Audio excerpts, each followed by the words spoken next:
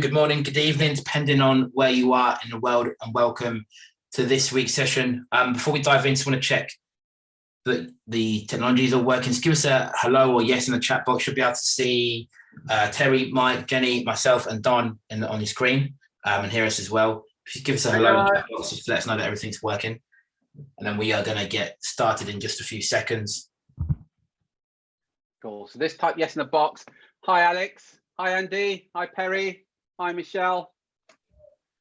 Yeah, so just type yes in the box so we know you can see and hear us, so we can get started and everything's going. Hi, Laura.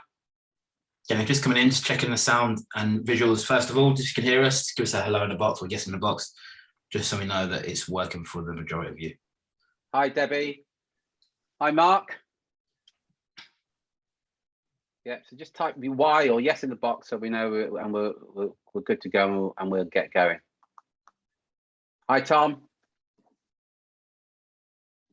Awesome, good stuff. So let's dive in. It is Thursday, 16th of December, 2021. Terry, is the last Thursday session for the year? Yeah. Awesome. So last one for the year. For those of you who don't know, just to remind you all, the theme for this month has been breakthrough year. So what we've been doing is getting handpicking a bunch of clients who have done really well this year. They've sort of had a breakthrough year in terms of the results they've got, but also in terms of direction they've taken the business, and just giving you the opportunity to, hear what's worked for them. So I think in the first week we had Michelle and Inez.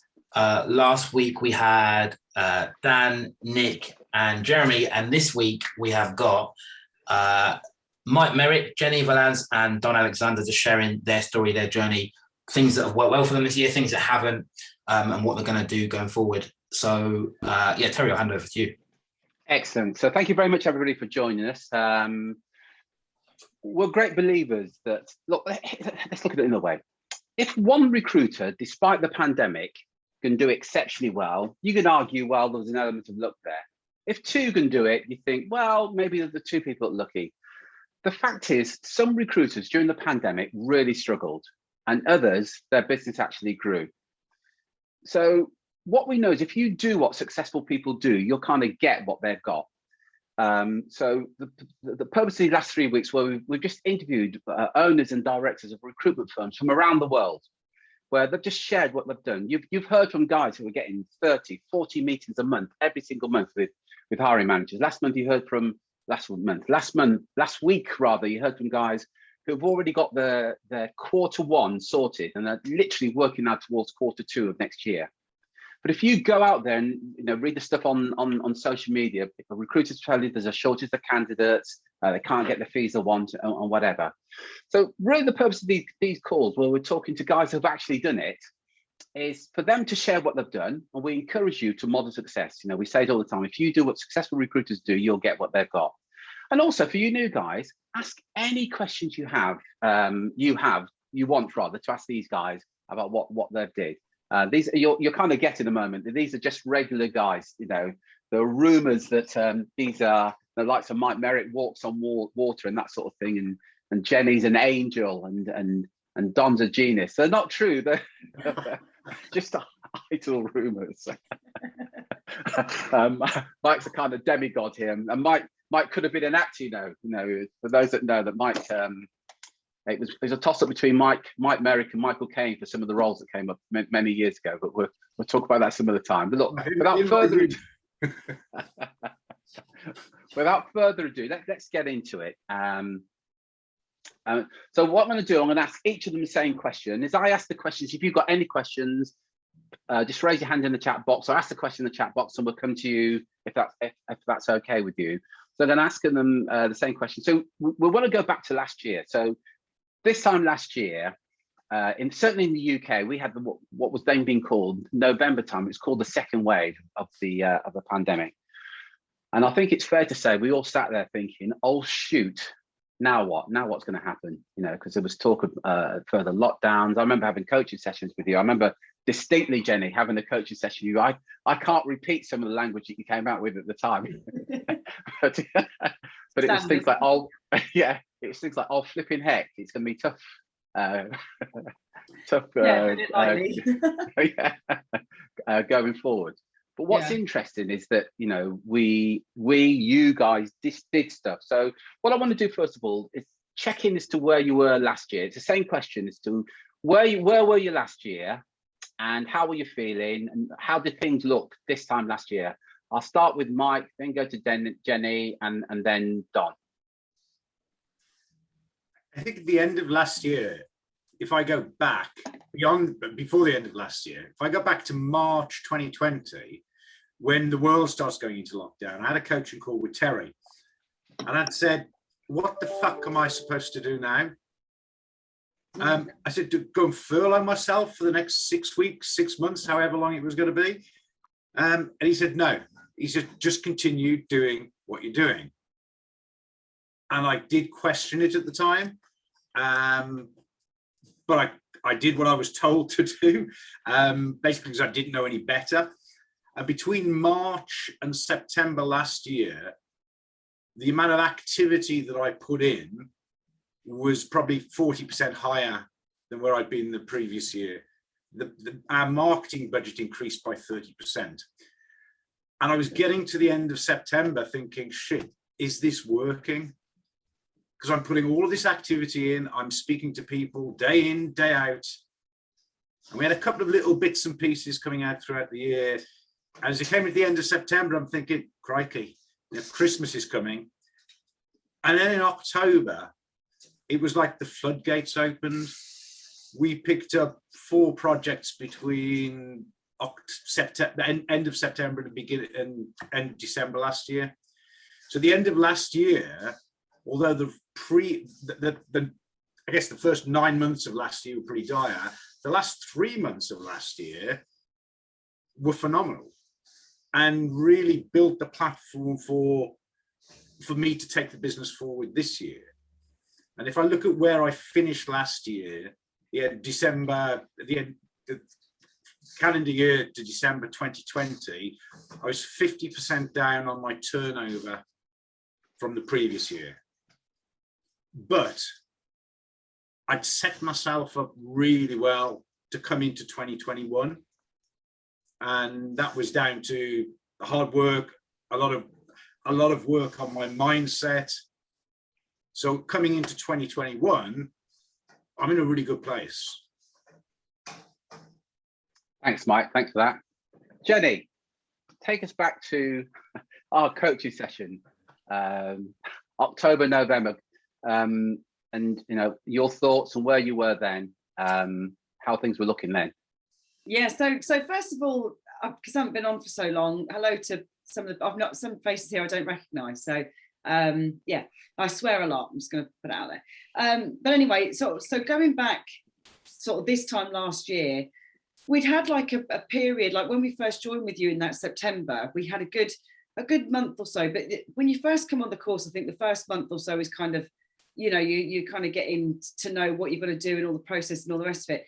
But when it came round to that lead up to Christmas, just before the next lockdown hit, I don't know, I just felt really low and really down, and you know, all this stuff was going on, and my head was in a really, really bad place, and I just could not shake that feeling from my head. And Christmas was pretty shit. You know, I was only saying to Terry the other day that on Christmas Day, I got up and I didn't wash my hair, I didn't put makeup on, I couldn't bother to get dressed. That wasn't like me for Christmas Day. You know, normally I'm pumped up and, you know, ready to go and let's get the gin out, and I just couldn't be asked. And in somewhere in my mind, I knew that January wasn't going to be good because all the shit that was going around the news, I just knew it wasn't good. So I could not get myself out of that horrible lull that I was in. It really was horrible. And then when it hit, when we all got told then that school shut, that was, for me, that was like, right, fuck this, schools have shut now. Now I've got my kids here, as well as trying to get my business out of the toilet.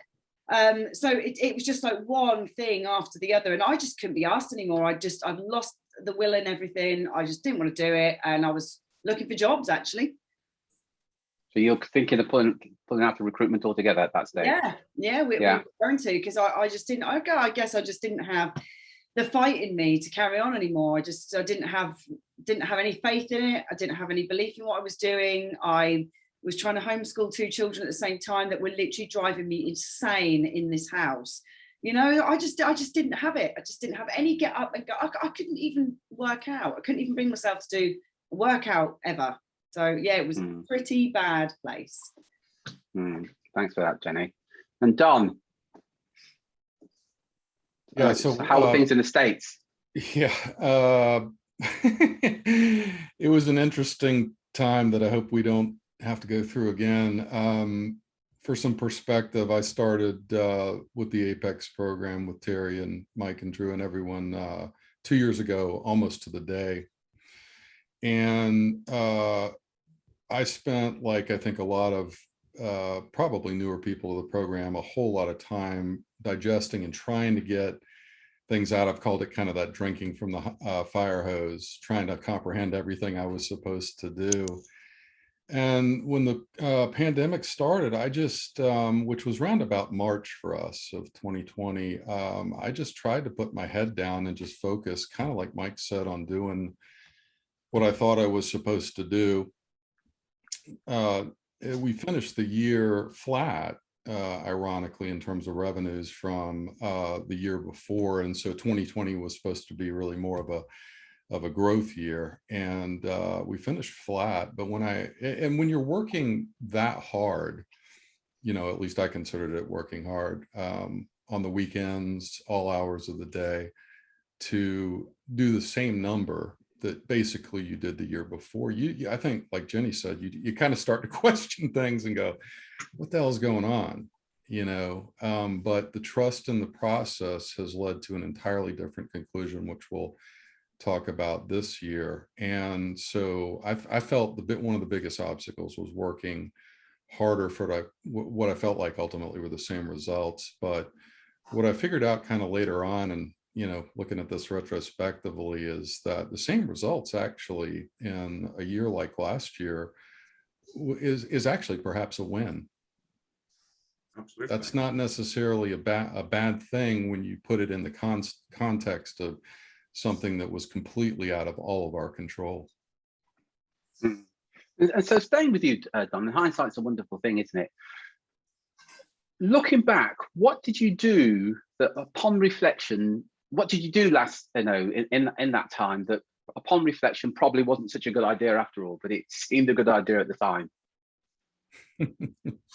Well, I've probably got a better answer for that this year than maybe last year, because that's in a little bit more of a distant and compartmentalized memory that I almost prefer to keep there in some ways. I think the thing, just to maybe turn that on its head, Terry, in a sense, I think the thing that I did right was to continue to focus on the process. And I was getting good results in 10 before 10 calls and the entire LinkedIn process and the lead up to that. And by good results, I mean I was talking to people. Now, they may be fundraising and they may not have had money, they may not have had a need right then, but I was building those relationships. And so that was what kept my head in the game. I knew I was talking to people that would one day perhaps have money and one day have a need for my service. But it was hard in that interim time where, you know, for, I don't know, 6 months, 4 months. I mean, we did have some business that carried us through, but it was hard to really develop new clients, I think, at that time. Yeah, and just a big takeaway there, especially for the new guys, something that we talk about all the time. Sometimes it will happen, put it bluntly, every now and then the what's it's going to hit the fan. And we've got no control over what happens out there, be it a lockdown, be it the pandemic, be it whatever, you lose your best client. And what you're getting here is that what you want to be focusing on and what you've got control over. So part of it is we've got a process that if you just do certain things, you'll speak to a certain number of hiring managers and really focusing all your time and energy on that. As I said, stuff out there is going to happen because that's life. But if you just stick to the process and focus on what you can got control over, it's going to serve you well. Thanks for that, Don. I'll come to you next, Mike, and then you, Jenny, for your thoughts. Hindsight's a wonderful thing. What do you do that you kind of wish that you hadn't done? I didn't think that there were initiatives that I was looking at, and we'll talk about some of them later, that I could have pulled the trigger on earlier, but I hesitated. And with hindsight, if I'd have done things earlier than I had done, the results would have come sooner, and the results could have been better. And I think it's very easy to sit there and think, oh, I'm not sure about this. Sometimes you've just got to bite the bullet and go and do it. Sometimes you'll do things that don't pay off. Other times you'll do things that pay off big time. That's interesting, because we're all like this. It's human nature. We don't do stuff because that fear of failure. But your success is just the other side of that, of whatever that fear is. And the people that are successful, the people that go, this may not work, but I've got to face up to that fear and get around the other side. Because the moment I get around the side, that's where your success is. So that's a really good point there, Mike. Thank you. And I think you've also got to consider, we're all in business for ourselves. You're going to do things that aren't going to work. You're going to speak to people who are going to tell you to go away. These are all steps on the road to where you want to get to. I think I've failed in my life so many times at different things, but it hasn't stopped me moving forward towards my, ultimately where I want to go to. But if you don't fail, you're never going to succeed. That's right. So those people that never fail, ultimately what happens is they're not taking action, so they never get the results. Really good point there. Thank you, Jenny. Hindsight being a wonderful thing. You shared a story with me, and I don't know if you remember it, but yeah, share with me what you did, and I'll remind you something you shared with me as well that you did at the time that perhaps wasn't a good idea. What was that? When you sent out an email offering a discounted. Oh, well, that's where I was going to go. I was going to sort of just start off by saying, fail quickly. Because that's one of the mistakes that I used to make, was I would have a failure and I would cry about it and moan about it and bitch about it and blame someone else, and it would go on and on and on. And before you know it, you've got in such a negative headspace, it's hard to get back out. But if you fail quickly and think, right, fuck it, it's done now, move on from it. But yeah, we got so desperate at one point that we sent out these emails basically saying, and he's not here, so I can say it, this was his idea. This wasn't my business. Poor old Greg. He went to before the call, don't flag me off. So it was his idea to do this. And I did say, I went, you really are cheapening us. But we sent out this email and it basically said that we would do packages. So you could pay £795, and we would basically do a target search for you. That's just how desperate we got at one point. Luckily, it took this guy, and I think that's what you were talking about, it took this one guy to come back from this company, and he said, why are you so cheap? And I just said, well, because we want to sort of look different to other recruiters and blah, blah, blah. And he said, you would have engaged me if you'd have been like, we charge 15, 20%. He said, the fact that you've gone so low just makes me not want to use you. I was like, right. So I went and picked the kids up from school, and I thought about it all the way there. I thought, he has got such a point. What am I doing? And it was literally that like eureka moment where I just sat there and thought, I'm going to fuck up if I don't change something now, which is why we joined the course with Terry, because I got in and I was like, something has to fucking change, and it has to change now. Otherwise we're going to sink. And that was it. And many recruiters, if you talk to them about the fees that they charge, they will say one of two things. This is what the market will pay. So what we're doing is our fee is a kind of mid-range. So we're not the cheapest, but not the most expensive. Now you want to think about that for a minute. So if the market rate is, I don't know, 15%, that's at the bottom end. At the top end, it's 25%. And you go, well, actually, what I'll do is I'll be at 20%. Where's the competitive advantage? Because it's a race down to the bottom. You can't say that you're a good recruiter and a cheap recruiter. You can't have something that's good and cheap. It's either one or the other. And this perception that the hiring manager buys on price and price alone is BS. Whatever fee you're getting right now is just a reflection of your own personal self-worth. So there's some recruiters in here that charge 33%. Why? Because they say that they're worth it. But it's all about what's going on here. So for the new guys, you're probably thinking, I thought I was going to get some marketing ninja techniques. I hope you're becoming aware that most of your success in this program comes from your thinking, because that's where with the right thinking, you're going to take action. With the right beliefs, you're going to take action. You take action, you get results. But if you believe, as an example, well, my clients buy on price alone and I'll never get a retainer and I only can work on contingent, and you behave accordingly, guess what happens? So So I hope you're getting that message. Over to you, Drew.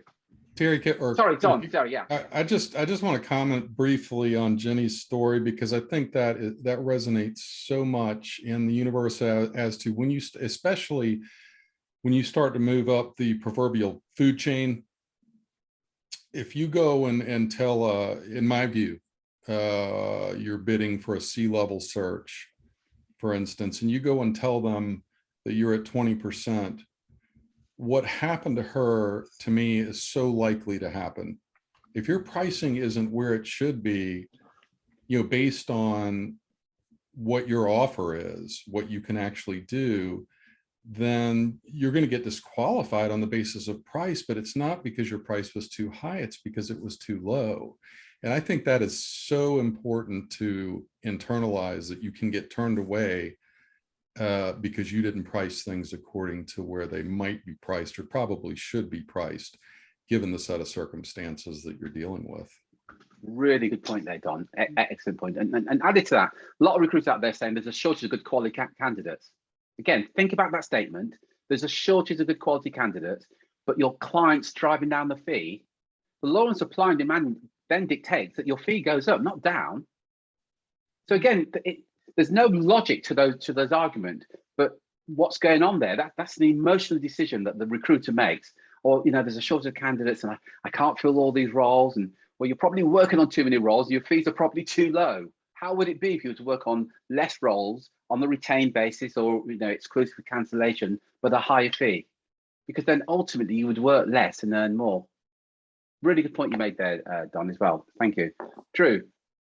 Yeah, the question. So this is more for you, Jenny, just because you mentioned that you got to the point where you were looking for a new job, which I didn't know before. And again, just speaking to a lot of business owners, I think that for a lot of people, they see that as ultimate failure, having to go and work for somebody else again. And I think everyone that's sort of seen you on here would agree that I think you're probably unemployable. So it's interesting that you were doing that. But I was just curious as to what stopped you. Like you obviously thought about it, but didn't in the end. What went through your mind at that point where you thought, I'm going to carry on down this path? Well, it's weird, really, and I think I have told this story before, and it's probably, some people are going to go, what? But I was watching the Osbournes at the time. Remember me telling you that I was really into the Osbournes? Yeah. I don't know why I went into that, but I did. I do like Black Sabbath though. But anyway, so I started watching it a lot, and I loved their lifestyle. I loved that they had this massive house. I loved that they had this swimming pool. They just seemed happy in themselves. And I know Aussies are obviously a bit funny, but they did seem happy in themselves, and they were doing things that they wanted to do. They went to places they wanted to went. She went out and went shopping, which is something that I love doing. But I just thought, what if they can have that lifestyle? Why can't I have that fucking lifestyle? Why have I got to think, right, well, I'm not good enough, I've got to go back to working for somebody else? And I thought, no, I'm not. I need to stick at this, and I need to just think of some I've got to do something different. And just change my ways. But that was where I just thought, no, why can they have it, but I can't? We're all fucking human. We're all made of the same stuff. So why can't you? Yeah. So sorry, anything else? That's kind of. By the way, anybody got any questions? Please feel free. So you've all touched on. I'm going to stay with you, Jenna, but you've all touched on mindset and just different thinking. From your point of view, Jenny, what was a specific mindset that you? Again, hindsight being a wonderful thing, you then realize this is the mindset that I need to have to succeed. And maybe the mindset I had before wasn't serving me. You kind of touched on it. I'll start with you, Jenny, then you, Don, and then Mike. Yeah, so I think, what do you mean? What sort of changed my mindset, you mean?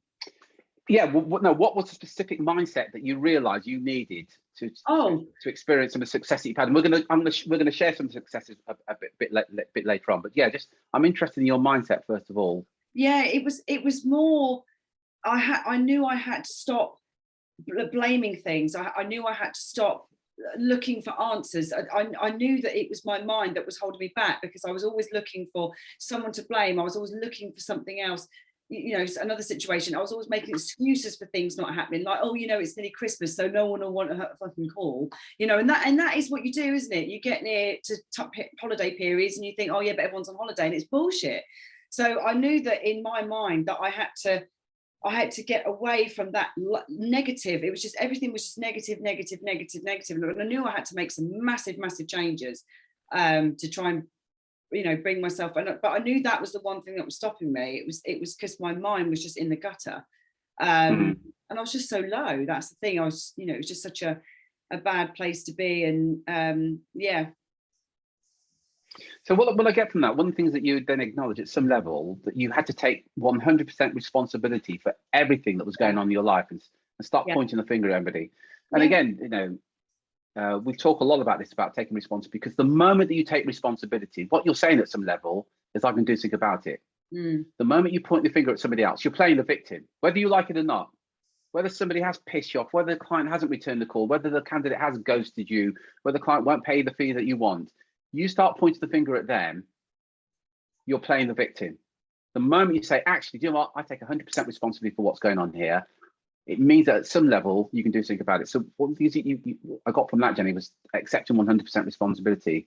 Yeah. And then you talked about just you were down in the gutter. So what was it? What did you do there? The question now is, what did you do to get yourself out of that shitty mindset to, I'll take responsibility and I need to look at things differently? And the confidence that we've all picked up from you as well, that over the months kind of just went through the roof.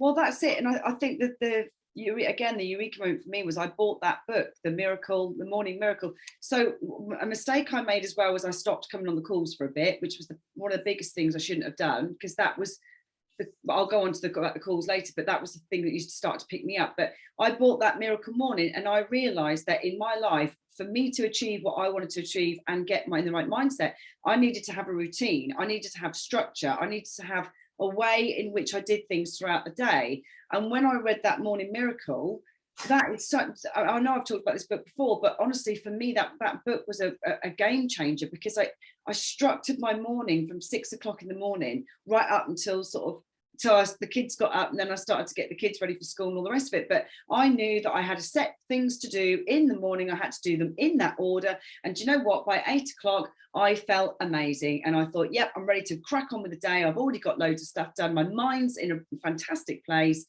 I'm ready to go. And do you know what? I used to do it Monday to Friday. And I used to think on a Saturday and Sunday, I used to feel a bit, because I didn't used to do it. And so then I thought, do you know what? I'm going to start doing it in the mornings, at the weekends now as well. So then I started to train myself to do it in the mornings. Yes, I didn't come in and do a workout. I just took the dog out now, but I sometimes do a bit of meditating on a dog walk, which is kind of a bit weird. But for me, it was the structure, the routine, and just knowing, just planning your day. And I think that's important with your mindset. I think that's important. Yeah, and the big takeaway here is that, I always say this: your mind is like a garden. We all like this lovely, well-kept garden, perfectly mowed garden. But what you know is, if you just leave that garden, eventually it will overgrow with weeds. And your mind is exactly the same. And one of the things that we encourage you to do, what Jenny's giving you a demonstration of consciously working on your mindset first thing in the morning. And that's one of the ways of doing it is using Hal Elrod's Morning Miracle, and numerous other ways. We call it the morning formula, but consciously setting out that intention, right? This is what I'm going to achieve today, and these are things that are going to set me up right for the day. Perfect example there, Jenny. Thank you very much. I want to come to you next, Don, in terms of, share with me, same question for you, Don. Yeah, I've learned so much with the number of audiobooks, similar to Jenny. I've read The Morning Miracle, or listened to it anyway, and several of these now, and that have been recommended by the group. So I think I would start with feeding your mind, and feeding your mind good material. It starts with Brian Tracy. There are a number of other audiobooks that are recommended. If you're not taking, in my view, at least 30 minutes a day to feed your mind with great material that you can learn something from, that you can get charged about, that helps raise you in the morning. Personally, I think you're making a big mistake. I do it every day. I actually missed one day this week. Shame on me. But I'm at on my goals this year, about 99% on that number. And I just think that's so important. I think we've touched on this as well, and that is the morning formula and executing that. You know, what do you want your life to be like? What is your vision? What are your business goals? And the meditation aspects we've touched on. And I think a big part of this is thinking about how you're going to execute whatever project it is that you're working on. And I know we've got a lot of different material that we can execute against. So you need to spend a little time figuring out what to execute against. But at the end of the day, there's a lot to be said for the Nike slogan, just doing it. To eat that frog in the morning, to get up, get out of bed, work out, feed your mind, you know, 4 pillars, so on and so forth, into your day. By the time I reach the mid part of my day, I have, well, I would say 2/3 anyway, of what I absolutely wanted to get done today. If the rest of the day crapped out, I've already got 2/3 of it done anyway. And I think that's the way you've got to think about your mindset and approaching these things. Yeah, excellent. Thanks, Don. Mike, I'm going to just very quickly, I'm going to ask Mike the same question. I'm going to come around the room. So just to give you the heads up, Michelle, going to come to you. The question I'm going to ask, you know, is just your thoughts, feedback, observations so far. So I'm going to come to Michelle, Debbie Caswell, and Perry, just for your thoughts, feedbacks after we got some response from Mike. I think morning routine is critical to me, and it's something that I've adopted, developed, slightly tweaked to suit me. And I think getting up first thing in the morning sometimes is tough, but you do it on a frequent enough basis, it becomes easier. And the great thing about getting up really early in the morning, there's no other fucker around. I've got 2 hours to myself, mic time, no kids, no one's there. It's great. But I think so that's you know, benchmark, bottom line, what you need to be doing. I think echoing what Don said, is constantly feeding in the good stuff. You know, the Monday momentum stuff that we do is a great start to the week. Constantly feeding in. I mean, people say, "Oh, I don't have time to read." You know, stick on your headphones. You've got a half hour a day when you're cooking. Listen to something. Just constantly feed that stuff in. And I think the other thing is, from a mindset point of view, for me, what is really transformed this year is setting the right goals. Because when you set the right goals, there's something magic happens. You don't have to know the how. What you need to know is the what and the why. And if you become passionate about your goals, and the why is the right why for you personally, the how will take care of itself. But you've got to have that belief in the goal that you set. It's got to be a big enough goal that excites you. But I also believe it's got to be a big enough goal that also scares you a little bit as well, to think, well, how the fuck am I going to achieve that? And then you imprint that goal on your mind constantly, day in, day out. As part of my morning routine, I'm reading over and over and over what my goal is for the year. And it becomes part of your subconscious. Yeah, really good point there about goal setting as well. Yeah, and so many people don't have well-defined written goals, but all the evidence suggests those individuals that have tend to outperform anybody else. But it's estimated only about 3 or 4% of the population have a well-defined written goal that they're committed to. Now, this time of year, lots of people are going to have goals and make wishes and resolutions or whatever. But I'm talking about well-defined goals that they're absolutely committed to. Massive difference there. Thanks for that, Mike. Michelle, you'll come to you first, then Debbie, then Perry. Thoughts, feedback, observations, please. Hi, yeah, well, I mean, I concur obviously with everything that the three have shared, and thank you for that. But I mean, I just wrote down, and similarly to what they've said, you know, really there is no magic bullet. I think, you know, in my experience of recruiters, you know, over 20 years of hiring and working with lots of them, I think, you know, character wise, we're generally quite a flawed subsection of society. You know, and admin is not our strength, frankly, but you know, we are or tend to be quite resilient to a fault, because obviously that's what keeps us in the job and allows us to do the job. But I mean, we do have that belief in ourselves, and you know, Jenny's talked about it as well. But I mean, certainly, I think women might be a little bit worse for the imposter syndrome than men sometimes. I'm not sure, although apparently everyone around the world, regardless of gender or race, will experience it, or 70 to 80% of people experience. But, you know, just believing in yourself and what you add, the value that you bring. You know, even if you look at anyone that's successful, I was watching the Dettori documentary, and the first thing he said, you know, is you will lose far more races than you'll ever win in horse racing. And we all know about Michael Jordan and The Last Dance, and, you know, you'll miss 100% of the shots that you don't take. But I think, you know, as they've said, if you've got a routine and you know what's important, it can be very easy in recruitment to lose a day, to lose a week, just while away the hours, looking at LinkedIn, looking at posts, checking emails, you know, and you're not actually achieving anything. So knowing what matters and sort of measuring those things and just believing in them and following the process, I think, you know, is really, really important. So that's all I've noted. Excellent. Thanks for that, Michelle. Debbie. Hi there. Hi.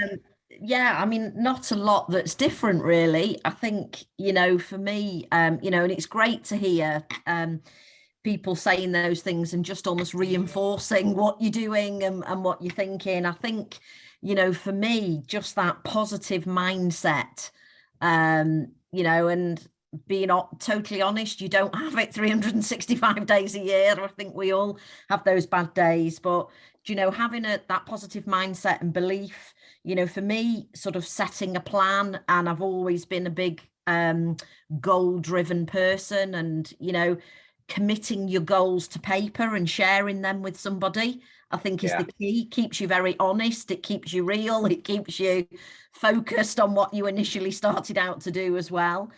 And also surround yourself with some good people, you know, so that when you do have one of those wobble moments, or when you think, gosh, there's got to be an easier way to earn a living, or this isn't working, or, you know, that you've got somebody that you can bounce that off, that you can talk it through with, that can, you know, get you back on the right track. You know, I'm a big reader in books. I've not read, I scribbled down The Morning Miracle, I think, Jenny, that you mentioned. I've not read that one. So, you know, but just those sorts of books that quite often you read and they remind you of things that you already know, but that you just stop doing, you know, and you think, God, why have I stopped doing that? It was great, you know, and when I was doing that, you know, I could see the success that was coming. You know, I once attended a training course, and the one key takeaway that I got from it was, you know, that the guy kept talking about running your movie in your mind. You know, when you had that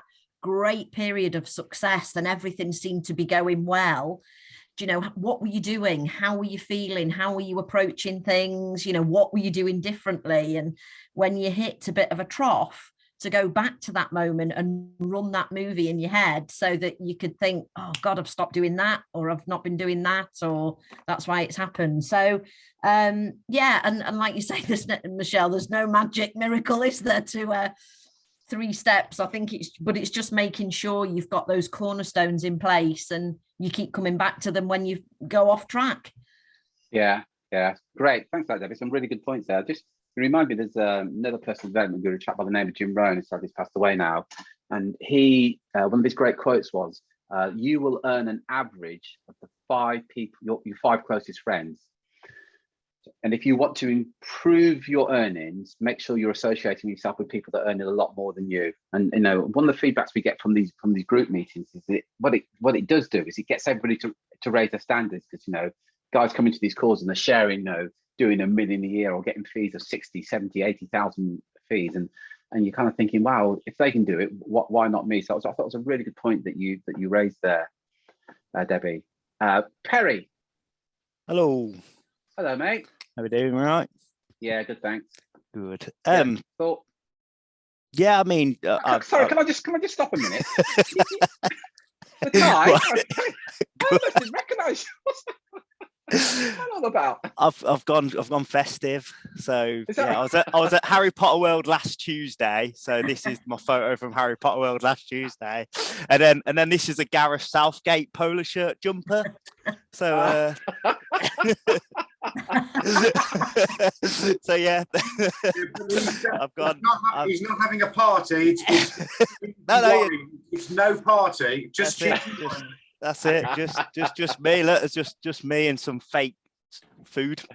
But yeah, so but yeah, no, like what Jenny said. I mean, like around, I actually grew up about 3 miles from Ozzy Osbourne. So if he can do it, then obviously he's a lot older than me, just adding that point. But yeah, but yeah, if Ozzy can do it, then why can't we all? I think like the dream board is a brilliant idea. Stuff like that. Just looking at that every morning. I actually need to print it off and bring it into the office because I've got it up the wall at my home office, but not in the actual office. And I think it is key to look at things like that. I've got silly things on there like house extensions and stuff, which I know are millions of miles away, but if you don't have a longer term objective or aim, then obviously you're not going to get there. And I've got smaller things, like I've got a second child due in March. I've got stuff on there for that and stuff. So got your shorter term and longer term aims, and I think it is all about that mindset. That was one thing that probably hit me closer to the end of the year than the beginning of the year around mindset. But yeah, I'm obviously I'm like already I'm for a record quarter by the 4th of Jan and excellent. stuff. Well done, Perry. Excellent. Yeah, and I'd say just average fees and everything will increase if the mindset's there, is actually all worth it. And I say started turning down work that I would have probably worked on before and never filled. So yeah, it is, as I say, mindset's key. Yeah, excellent. Thanks for sharing that, Perry. No, and well done. Cheers. Well done. And I love that top. Excellent. Over to you, Drew. You won't when you see the price of it. I didn't say I'd buy one. I just like it. Yeah, just a question for all of you. I'll start with you, Don, then you, Mike, then you, Jenny. And the question was, obviously we've got a picture of where your business was this time last year, but I mean, how does it compare to, how it is now? And then what would you say has been the biggest sort of breakthrough for you? The greatest what, Drew? I'm sorry? Breakthrough. Oh, the biggest breakthrough. So I've written down, I'm going to try to answer that question in 2 ways. One is through some of the metrics. I'm a big fan of keeping metrics, and I'm constantly on the prowl for metrics that I'm missing. But, in the last 12 months, these were some. I apologize for boring you all with some very specific numbers, but we programmed the database to be able to do this. And these are in no particular order. We've now got 98 all-time YouTube videos up with almost 2,000 minutes of watch time and 1,200 total views. 34 blog posts published this year. Almost 7,000 people, unique visitors, went to our website. We published a new ebook, had 48 weeks of weekly email content created, which continues to be sent to basically our cold list of about 20,000 people.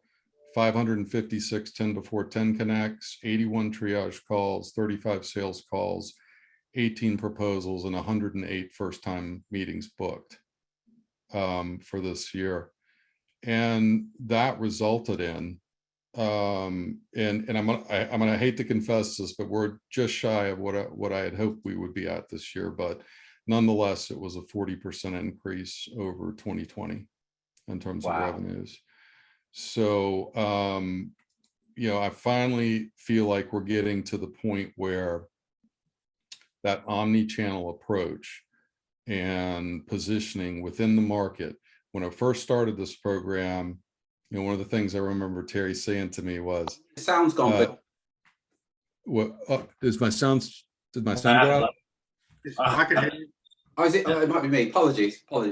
Okay. One of the things that Terry just mentioned to wrap up, briefly is, do people know about you more or less in your market? How many people out of your sector really truly know who you are? And I thought to myself, and I really had to answer that question, I was like, not nearly enough.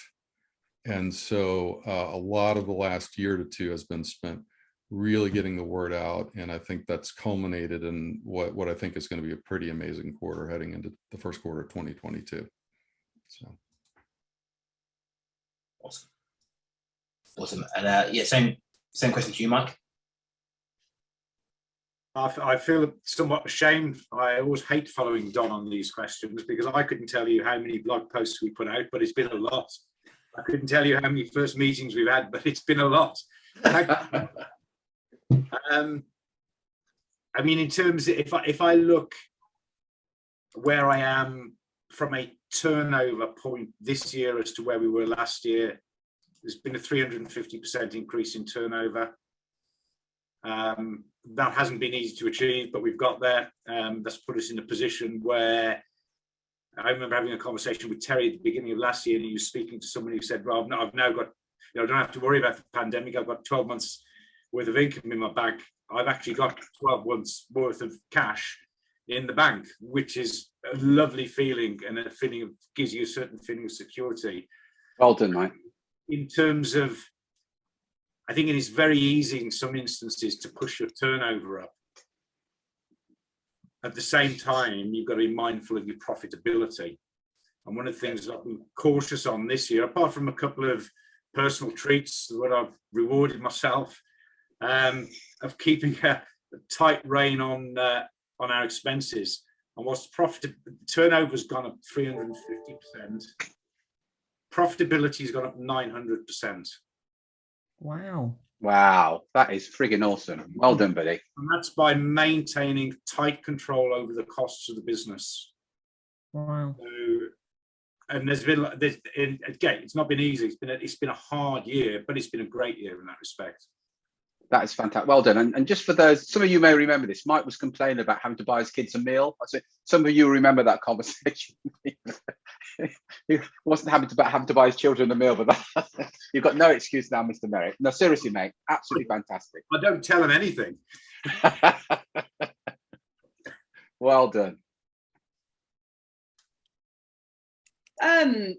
Yeah, I think sort of following on from Mike and Don, again, I'm like Mike, I haven't got a clue what any of our figures are in terms of, how many calls I've done and this, that, and the other. But I think the biggest breakthrough for me this year was having that faith. It was having faith in, and actually starting to learn to respect what I do and see the value in what I do. And yes, I am worth that fee. And yes, I do deserve to have a retainer paid up front. And I think because of that, I think my standards have shot right up to the point of now that I'm quite picky with who I even work with now in terms of what they do. So it's not even in terms of the fee they're willing to pay, or if they pay retainer or not. It's even like, I've even got to the point where I'm like, well, do I like the company? Do I like the person that I'll be dealing with on the phone every day? It's kind of, I'm quite picky with who I work with now. And it's got to a point now as well that if they try and knock me down on percentage, that I say, absolutely not. It's, and I think that was the biggest breakthrough for me. It was more realizing what I'm worth and that I'm actually really good at what I do. And that's why I thought, well, I'm going to go all out and I'm going to go mad. If you don't want to work with me, you don't have to work with me. But I also think as well that when you do that and you do start to see the pot building up, your frequency changes anyway. Your frequency goes higher anyway. And when your frequency is higher, you will naturally draw in more anyway. Yeah, 100%. 100%. Some really interesting points there. I just want to recap on. One thing, if you're meeting Don for the first time, Don's a great believer in knowing your numbers, and we're great believers in that, by the way. It's because the moment you know your numbers, see, Don's got his numbers there in terms of his activity. If Don wanted to double his revenue next year, he's got some idea what he needs to do. We interviewed Dan, was it last week or the week before, and he shared something. So I think he spends 25 minutes a day, every day, starting the chat to get 2 meetings a day, every day with interested hiring managers. But knowing those numbers means that you're in control of your destination rather than the other way around. Jenny talked there about respect and about raising your own personal standards. Because however you're being treated by hiring managers right now is merely a reflection of how you're allowing them to be treated. That's all it is. It's how you're allowing them to be treated. And if you're saying, actually, I'm worth more than that, I deserve to be treated better than that, that's what you're going to get. Because that's what you can start looking for. Mike talked about turnover up 350% this year, profit up by 900%. Just let that sink in for a minute, and what that would mean to you if you're getting those kind of numbers. Again, though, to do that, it is about making that conscious decision. This is what we need to do to get to where we want to get to. And if you haven't got that destination, how will you know when you get there? But yeah, thank you ever so much for sharing that. Back to you, Drew. Thank you. And yeah, Jenny, we'll stick with you. Like, again, looking back over the last 12 months, what's like the big thing you've learned about yourself? Oof, lots of things, really. So I think the biggest things I've learned about myself is my capability. I didn't realise I was capable of doing a lot of the things that I have done, and that is mainly more around mindset. Like I just thought the way I was is the way I am, you know, and then I'll never be able to change that. I mean, I've got a bit of a negative past with my mother. So I've always I'll always be, you know, that person that holds a grudge against her mum, and this and that all goes on. But the mindset things show me that I can change. I am willing to do different things. I can push myself as much as I want to go. So yeah, I think that's probably the biggest thing for me. Yeah. Awesome. And same question for you, Mike, than you, Don. What's the biggest thing you've learned about yourself? It really echoes what Jenny's saying. I'm capable of doing far more than I'm doing. And I think that applies to everybody. I think, and you can always do more. You can always do better. And there's always room for improvement. There's one thing that, sorry, just jumping over, there's one thing that Terry said, and he used to say it all the time, but it sticks in my head all the time. And I always say it to Craig. I always say, look at what we're doing right now. Is there anything that you think we can do better? And, you know, 9 times out of 10, both of us will sit there and go, yes. Right, what is it then? And so that I ask myself that question probably 2 or 3 times a week. Anyway, I'm done now.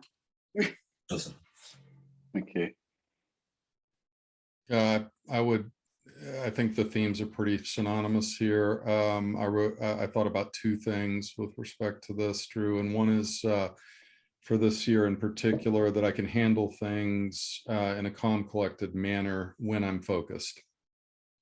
And what follows that up, and I think Jenny touched on this pretty deeply, that I don't need to be everything to everyone. It's my business. I get to do what I want to do. And when I want to say no, I say no. Excellent. One of the mantras that we strongly advocate: your business, your rules. You should be deciding who you work with and for how much and when you work with them. Because if the hiring manager is making that decision for you, I can safely say the hiring manager hasn't got your best intentions at heart. But if you're making that decision, now you're making that decision based on what's good for your business and good for your family. And a lot of recruiters don't believe they've got that choice. I promise you, if you make the decision, because success is a choice, you know, you can make that decision, that you've got to make that decision. My business, my rules. You decide who you work with, for how much, and when. Back to you, Drew. Again, I'll stick with you, Don. What part of you thinking? You know, what part of you thinking this year changed your results? Yeah, Drew, that's a great question. I would say continued confidence in myself and my abilities, and continuous learning are the 2 biggest parts of my thinking, I think, that changed my results. A brief example, I've never really been a great storyteller, and I confess I'm still not today, but I read a couple of audiobooks about how to tell stories better. And some of the YouTube videos that we produced this year, actually, that culminated in actual stories versus just, you know, I'm more of a data guy. Here's the data, right? So I'm learning to be a better storyteller, and I have confidence in myself that I can continue to become a better storyteller. Awesome. Yeah, Jenny, same question to you, and then you, Mike. Sorry, repeat the question to me, please, Drew. Just what part of your thinking has changed your results? I think for me, it's probably the positivity side has changed my results. Just, you know, always turning things onto a positive spin. So when, I don't know, say something doesn't go our way, or someone doesn't want to pay the fees that we've said, or someone doesn't want to pay a retainer, we've always almost now spun it. So, okay, so we've dodged a bullet. Okay, so we'll move on to the next person that will pay our fees, that will pay a retainer up front. Well, that's definitely something that's been a massive change for me, was to not sit and cry about it and think it. Because the more you sit and cry about it and think, oh, why, you're just stopping yourself from moving on to the next person. The more no's you get, you are closer to a yes. And that's another thing that I learned new as well. You are closer to that next yes. And you have to have those knockbacks.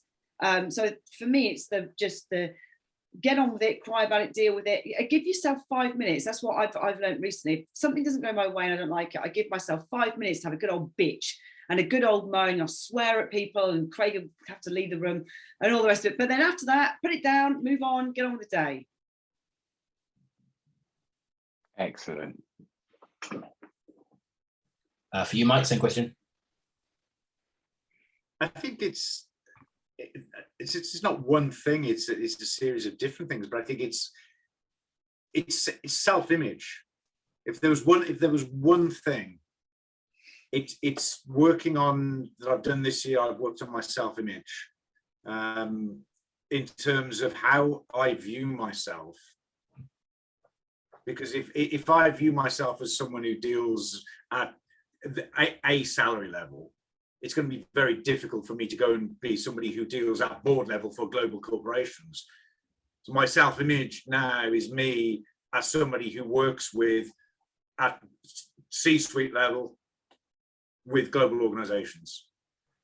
And that's then, it's interesting. And if that's how I view myself, that other people start to view me on that basis. And so when then I'm having a conversation with somebody at board level of the business, it's a peer-to-peer conversation. And I think I've done a lot of work on self-image.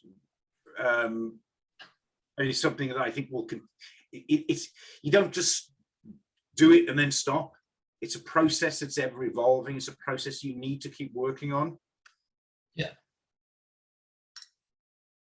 Yeah, you will always perform to your own identity.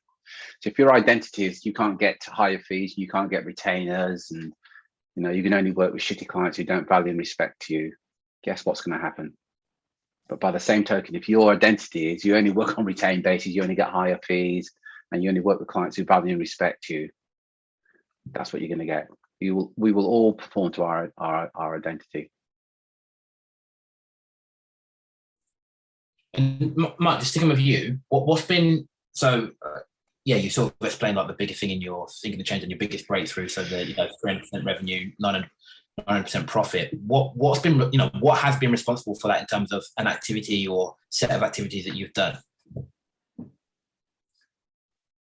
I think there's again this year we just stepped everything up in terms of activity across every front. The only thing we haven't been able to increase this year is the number of LinkedIn invitations are going out because they've stopped, they've cut it down to 100 per week or whatever it is. More chat goes out. I think the one thing for me that's made a difference in my business this year is, and it was a bit of a leap of faith, was starting to build within my business a private equity practice, private equity venture capital practice. That again it's growing rapidly, and I think that's, the sector in which I work, there's a huge amount of inward investment coming into the food sector. It's buoyant. That will continue for the next 5 years if everything you read is true, and I'm just riding on the back of that wave at the moment, and really positioning myself with the investors as an expert in this field, and that resonates really well with them.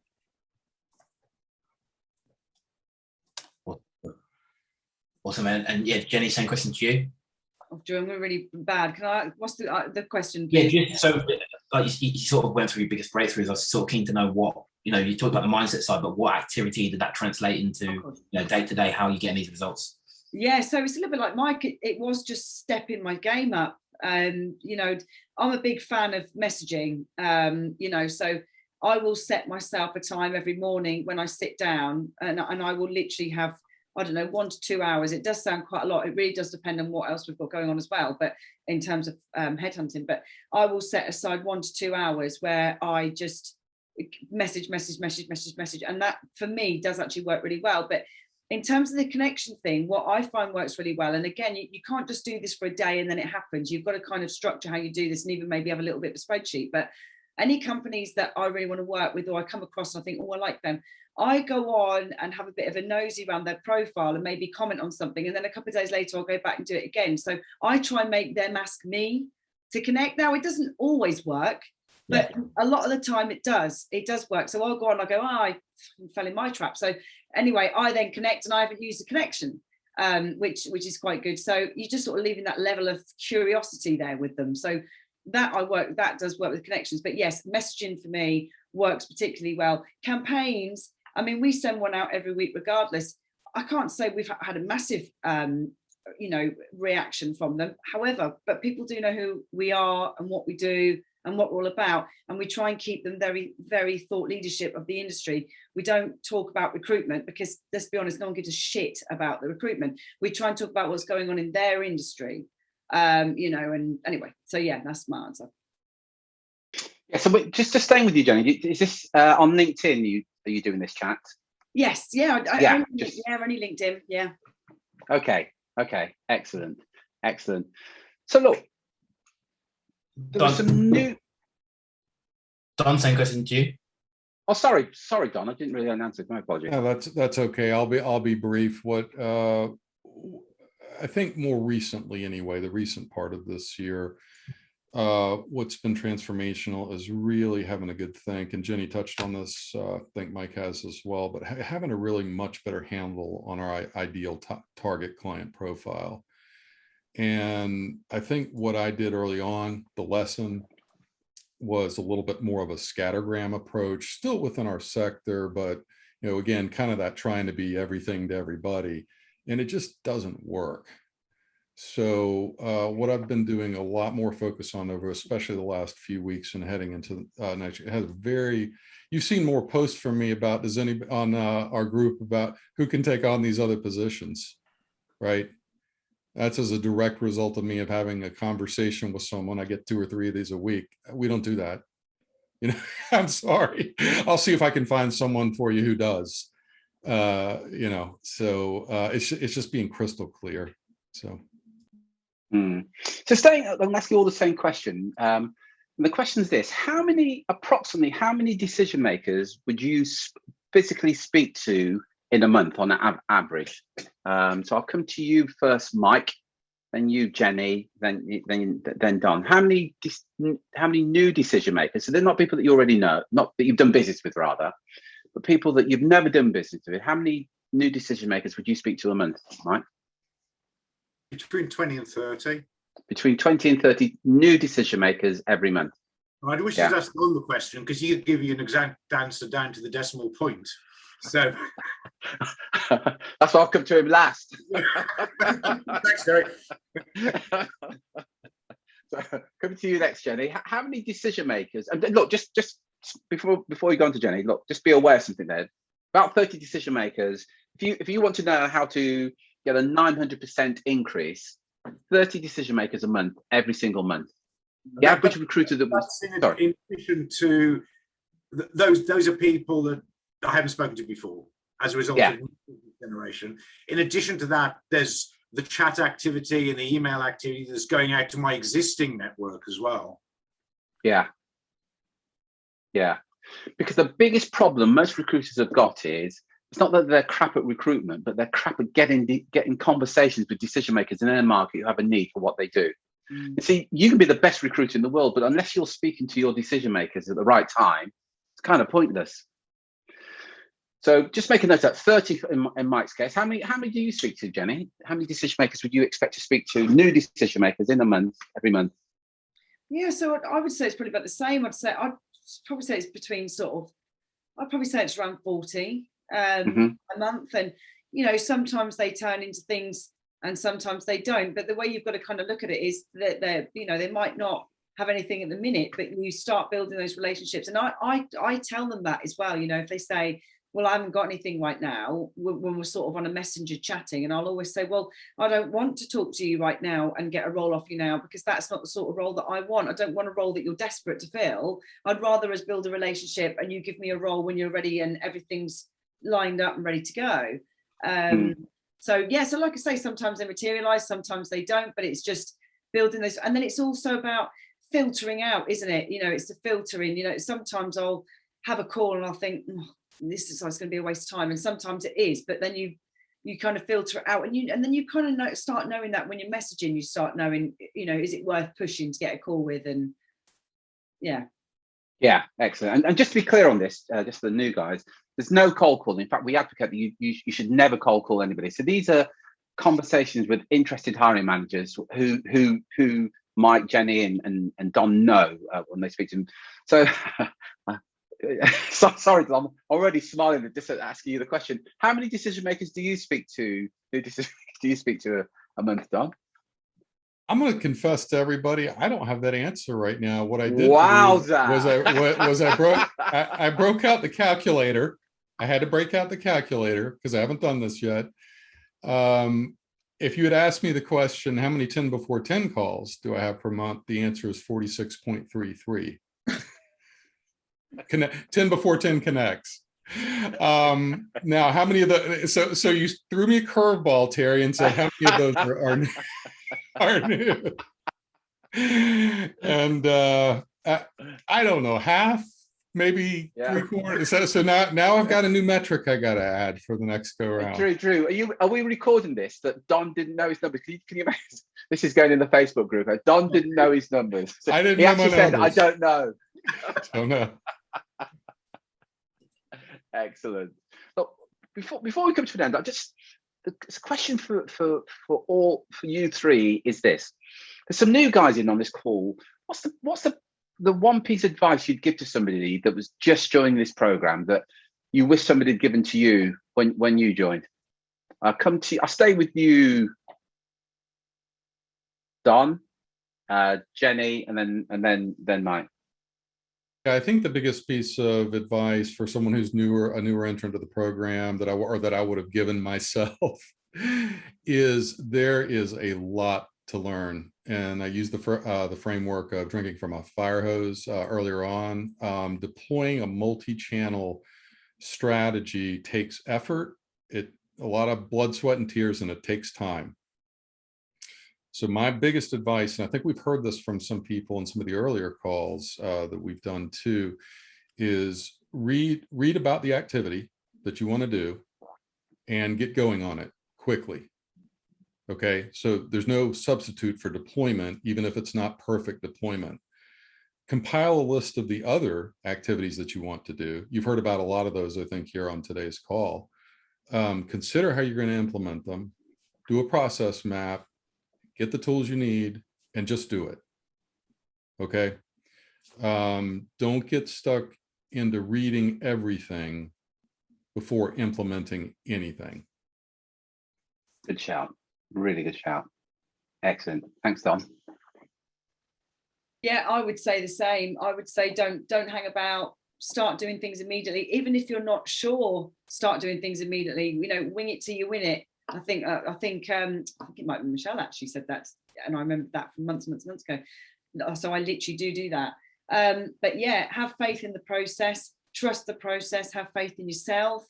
That I would take away from this about, and don't miss the calls, which is some of the mistake that I did sometimes, because those calls can literally flip your mood like that. I mean, literally can flip your mood. And every call you will take away something. Every call you will get a tip, or you'll You know, I mean, I used to sit, I've even done it a little bit today. I used to sit here on the calls and I would make notes constantly of phrases that people have used, messages, the different things that people have done. You know, really lean on it, really lean on everybody and their advice and what they're doing. And like I say, trust it and put it into place. Yeah, and fair enough. My last question was, you know, the benefit of the group calls. You've kind of touched on that. Yeah. So I'm going to come back to Don on that one. But before I do, let me just go to Mike. What's the feedback you'd give to someone that's just joined the program, knowing what you know, you wish that you knew when you joined? I think there is a well-defined plan and structure there. And you know, if you're new to this, you need to follow that. But taking Don's comment on board, start doing something. And I think at the beginning of this journey, what will make you incredibly successful is taking massive, massive action. Because if you're going to grow your recruitment business, you can look at it a bit like a plane taking off. Where does a plane use all of its energy? It uses all of its energy going down the runway, getting vertical until it gets to a certain height, then the pilot leaves off the throttle.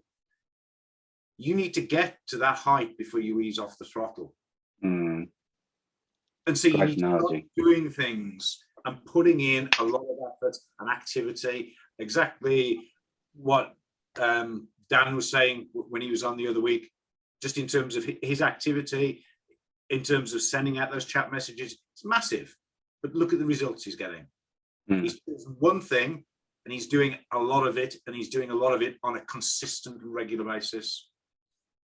Yeah, so consistency is another good one. Yeah, excellent. So staying with you, Mike, we have these group coaching calls 4 times a week. From your point of view, what's been the biggest, Jenny, I'm going to come back to you again, Jenny, but what's been some of the biggest benefits of these group calls for you? I'll come to you next, Don, and then you, Jenny. So the biggest benefits of the group coaching calls. I think there's numerous benefits. I think firstly, this is not so much the Thursday sessions, but the Friday afternoon sessions. This is an open forum. Everybody's in the same boat. And I've seen people, and I put Jenny into this category, and I'm going to talk about you now, Jenny, who were at a wit's end this time last year, and look at the difference in Jenny now.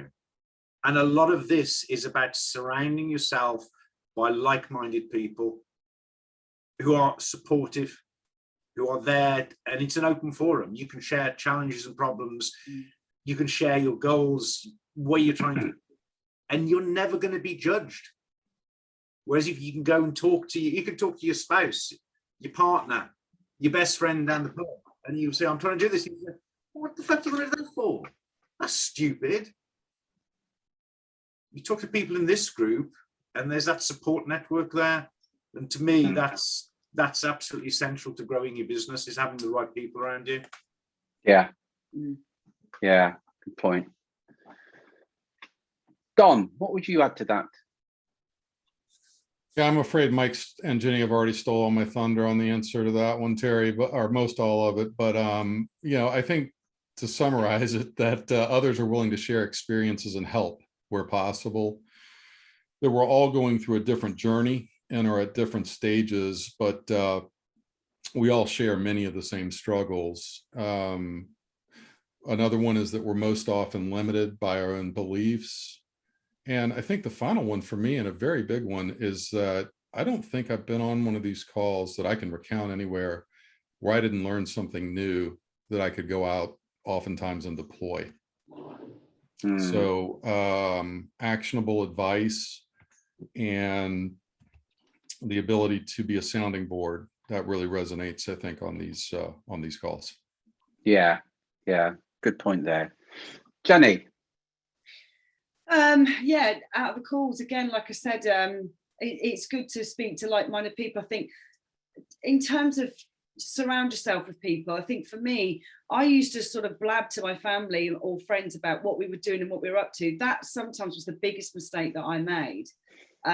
So it is really worth just keeping your shit to yourself. And I mean, my dad did it last night even, and I haven't spoken to him about the business for quite a long time, but we had a bit of amazing news yesterday. So I sort of rung him up and said, you know, we've got to final stage now. If we fill this, I'm going to book a holiday to Florida next year for March time.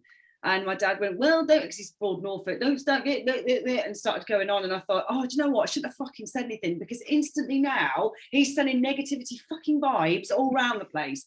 But anyway, it didn't happen. It came off and everything's amazing anyway. But yeah, just be limited who you talk to and what you talk about. And anyone that's negative in your life, I know, and we can't cut out family completely because we have to have something to do with them, but limit your time with them. Limit what you tell them, limit your time with them. And if they start to be, I mean, my mother, I sometimes put the phone down, I walk around and do stuff around the house, and I come back and she's still going, but it's just so I don't listen to it. So yeah, that's what I was saying. And like I say, you know, just lean on people, like-minded people, for advice and tips. Thanks, Drew. Coming back.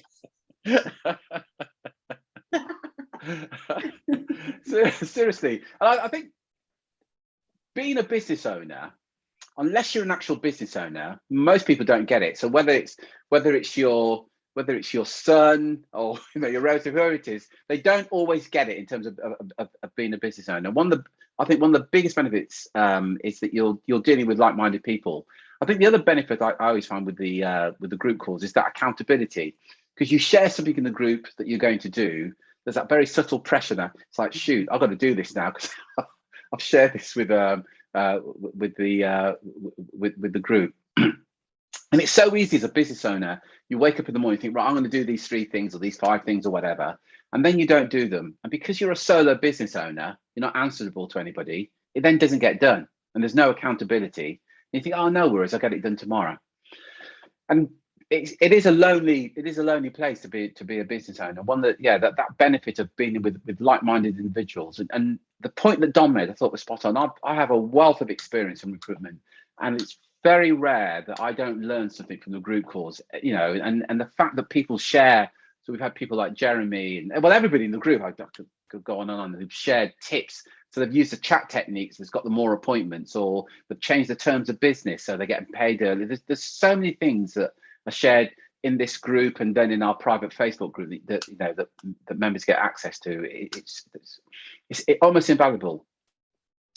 I want to go around the room and just get some feedback and thoughts and observations. So just to give it a heads up, Maeve, we're going to come to you next, to you, Tom, and to you, Andy. So I'll start with you, Maeve.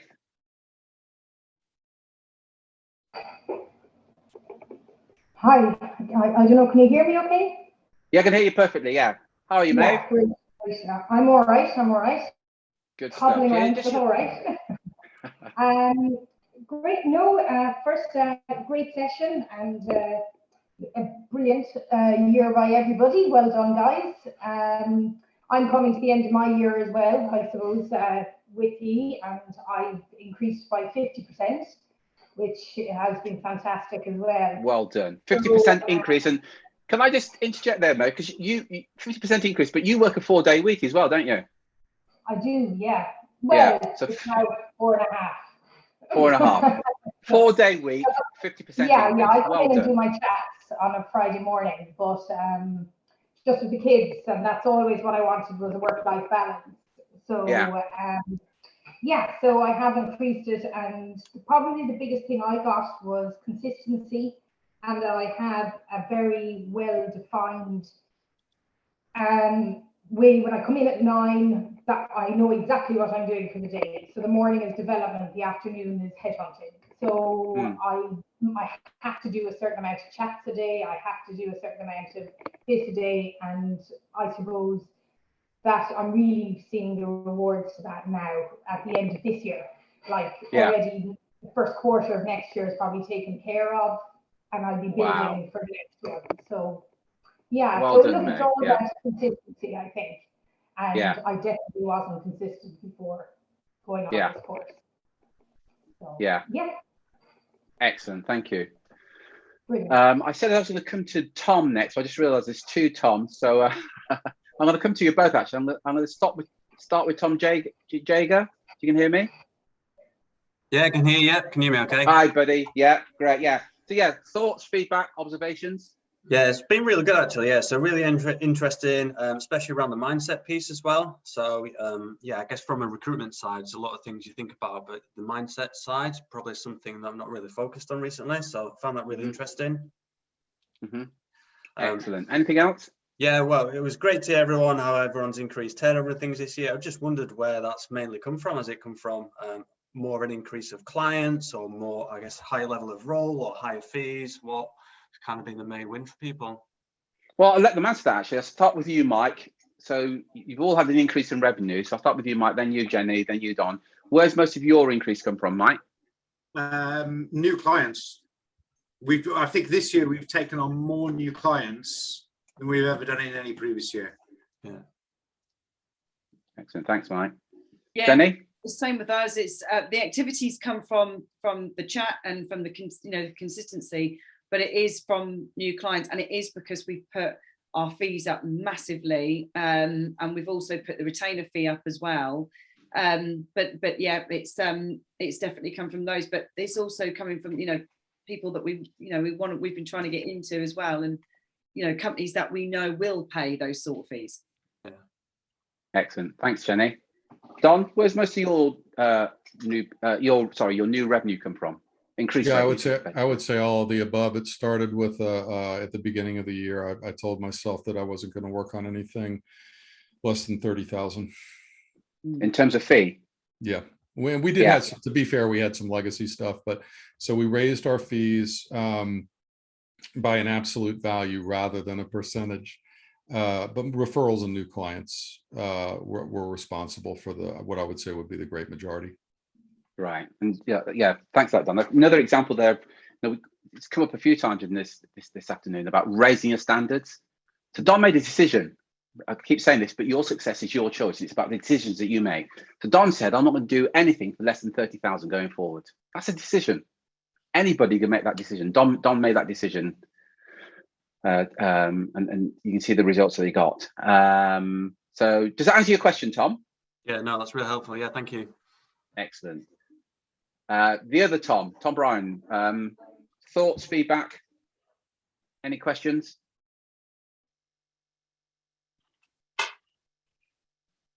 Yeah, hi everyone. How's everybody Hi, going? Tom. Awesome, yeah. Good. It's an interesting one, yeah. Obviously, just listen to everybody's thoughts, views, experiences. Quite comforting to know that it is, as you say, recruitment's a roller coaster of emotions. I mean, I've from the call, I've just written down some buzzwords here that, just thinking about my own business. I've been in business for about a year now. That I'm going to probably have to look into most of those areas and just kind of think where I am and what work needs to be done. So in and around structure, and obviously we're talking about structure of day, how I structure that day. Talking about goals, I've never really set goals or really sat down and thought to myself, right, what do I want to achieve, each and every day, week, month, year. And then mindset again, look into that, because I think there's a lot of good points that I've taken from what everybody said. Belief both in my business, and why I've set this business up, and also in my own capability and what I can do with that. And then, just around the fees as well. Certainly a lot of an area that can be improved quite a bit from my point of view, and how I go about doing that. And then, I think somebody mentioned action as well, which just getting it done. Just like Nike says, just not thinking about it, not skirting around it, just get it done.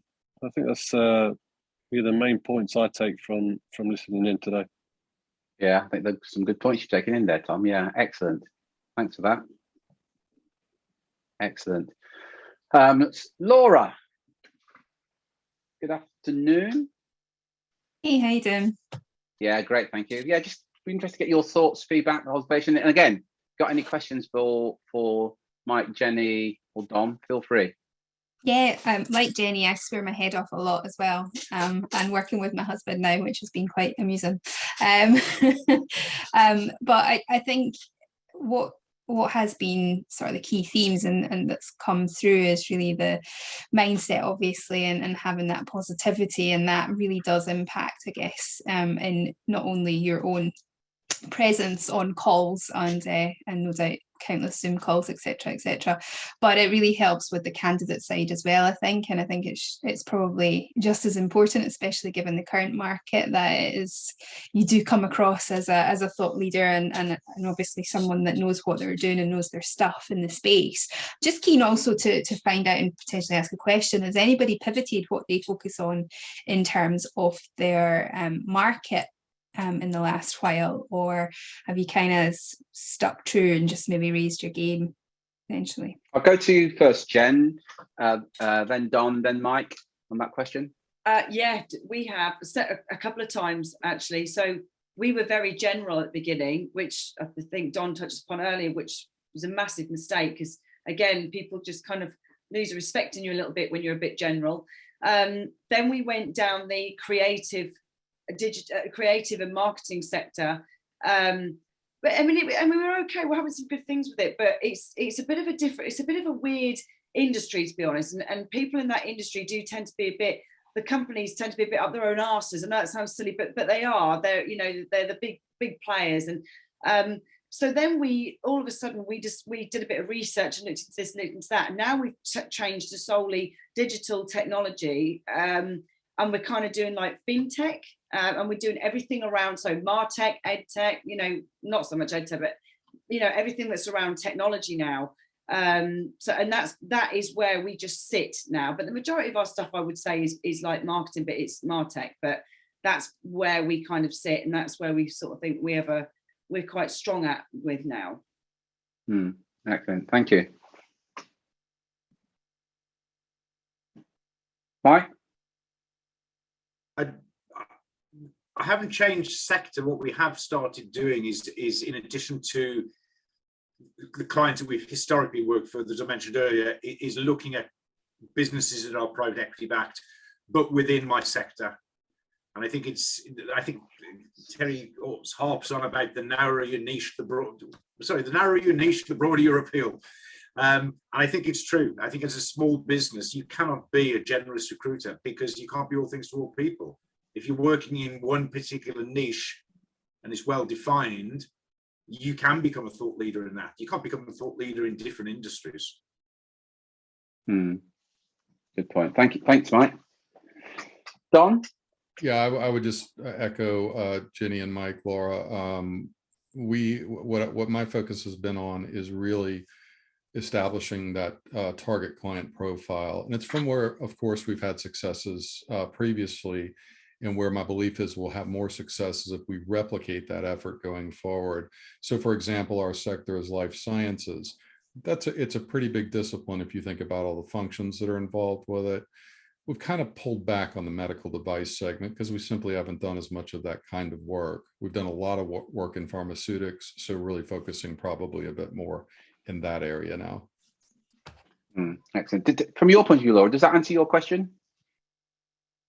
Yeah, I was just interested to sort of get that background, and if that had prompted, so the coaching and everything had prompted that change, or just been a sort of organic move. Yeah, we do advocate that you have a well-defined niche. Sorry, yeah, okay, Andy, thanks for that. Yes, Mike. So I was going to say, when I started working with Terry, which is many years ago, just after the just after the Crimean War, wasn't it, Mike? It was, yeah, and they're just introducing horse and carts to the road, so that long. I was doing anything for anybody, basically prostituting myself out to anybody who'd pay me any money to do anything, and I was all over the place. Business was unpredictable. You'd speak to one client, you'd run a project. There was then no spin-off for the next project you pick up. But if you're working in a sector, and we've just shortlisted a role for a client in 2 weeks. And the reason we've been able to do that is because I recruited in exactly the same role 18 months ago for another client. And if you're speaking to candidates at the right level, those candidates have the potential to become clients.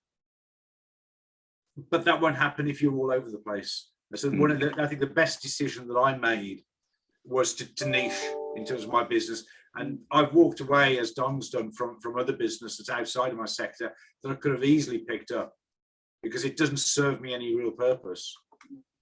Also on that as well, I listened to, and this is another reason why you should niche it a bit. I was listening to Bob Proctor a lot when I go on walks, and he said, you know, to sort of outwit your competitors, choose your market and really learn about it, you know. So when you're talking to clients and you're talking to people you want to do business with, actually study it, you know, put yourself out there, you know, don't just all the time wing it. Actually put yourself out there and actually learn about their industry and their sector, and they will have a lot more respect for you.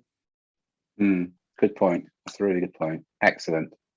Listen, that was fantastic. Don, Alexander, Jenny Valance, and Mike Merrick, thank you so much. And thank you so much for sharing your journey over the last 12 months. It's been, again, invaluable, and share some real gems there.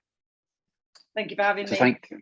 Yeah, not at all. It's always a pleasure. Always a pleasure. I really enjoyed that again. So that's the last one for this month. So that we did it 3 consecutive weeks where we interviewed people and just get their journey, our clients, you know, over the last 12 months. And I think it's fair to say there's a regular theme that comes out from these discussions. And again, on the personal level, I take so much away. Just a bit of housekeeping, just to remind us to come and join us tomorrow. Tomorrow's our last call for this year. So please come and join us tomorrow for our last call for this year. No, that's not true, actually. We've got the Monday Momentum at 8:30 on Monday. That's our last call, but it's the last call. Friday's our last Friday call for this year. My apologies. So come and join us. That's 3 o'clock tomorrow. Any questions, please post them in the private Facebook group. Don't forget to take action.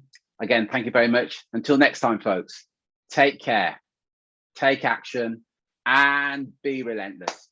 Cheers, guys. Bye, guys. Cheers. Bye.